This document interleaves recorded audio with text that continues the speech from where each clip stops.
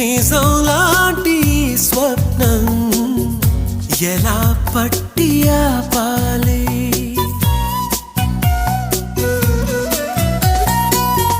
కలే అయితే ఆ నిజం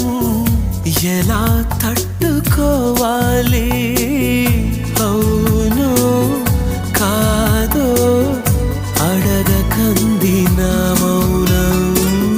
చెలివో చిలవో తెలియకుంది నీ రూపం చెలిమి బంధమల్లుకుందే జన్మ ఖైదులా ఎదుట నిలిచింది చూడు